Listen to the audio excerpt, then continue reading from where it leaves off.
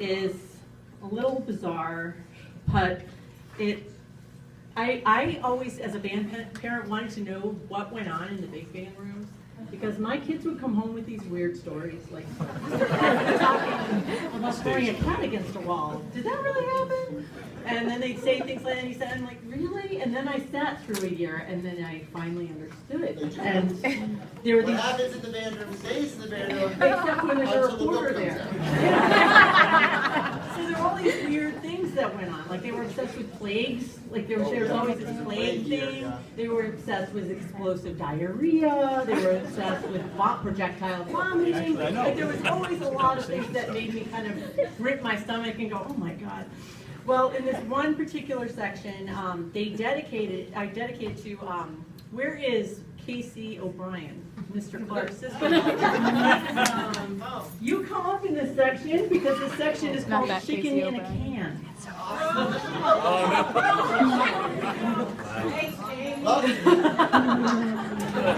am so going to need a place to stay.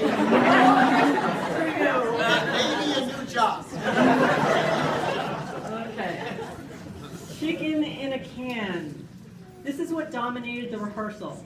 Not the fact that their work would be showcased in 2 weeks in front of a local orchestra's annual fundraising dinner. This was in January, and they were preparing to play before the Clapham Symphony Hall fundraiser. The road to the subject of boneless chicken in a can was a winding one. It was so noisy in the big band room before rehearsal started that I couldn't even tell what song Mr. Clark was playing over the speakers. A large number of the students seemed to be in a chippy mood.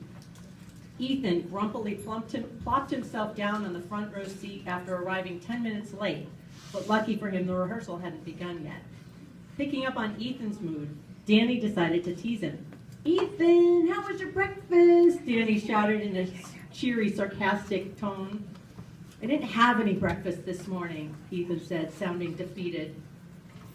Why this exchange led to Mr. Clark revealing to the group that his sister-in-law, K.C., hated eating chicken meat off the bone, I will never understand. He further shared that one night a friend had told him that there was such a thing as canned boneless chicken. After learning this, he said he looked up chicken in a can when he got home. The images Mr. Clark found showed slick-looking chicken covered with a gray jelly. He emailed the links to KC, who he said was unamused. I don't know why anyone would think that, but unamused. So for her March 13th birthday, he told the band, I'm going to send her a whole case of chicken in a can. This was exciting material to ponder, especially for middle schoolers who were eager to avoid playing in a mellow tone again. Talking about chicken in a can, obviously, called to mind the notion of digestive armrests, diarrhea, a favorite topic of Mr. Clark's.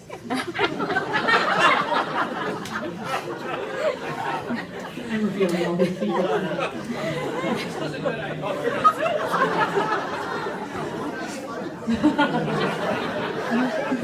It's very, very funny. It was at this point in the conversation that Danny introduced the notion of gas station sushi, which one might reasonably conclude could also lead to diarrhea, although the question of what would be worse, chicken in a can or gas station sushi, was still up for debate.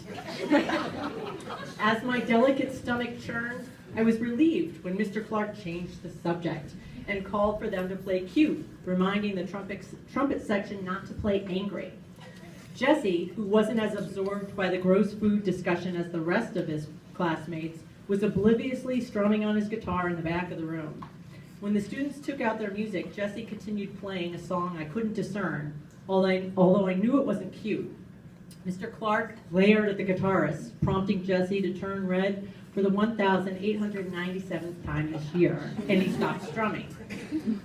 But chicken in a can would not be denied.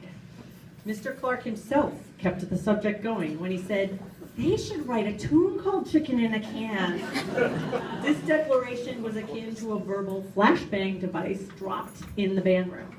After everyone reoriented themselves, after the ringing in their ears stopped and their vision readjusted, They exploded with the possibilities of setting an ode to deboned canned chicken and jelly to music. Students shouted out suggestions at the same time, talking over one another like pundits on a political cable TV program. There was a jumble of words brimming with excitement bouncing off the walls, accented by laughter and gaiety. When the conversation showed no sign of ending, Mr. Clark tried to pull back the animal he'd unleashed. "Stop working on chicken in a can!" he half shouted, half laughed. Not long after he attempted to guide Martin in the proper tempo for tiny capers, he stood behind the boy and gently tapped his shoulder to the beat that he wanted. Danny mentioned the topic du jour again. He said he was going to open up a restaurant called The Chefs for Danny Sheffield, and that he'd serve chicken in a can, gas station sushi, and have a catapult on hand. I did not understand the catapult either.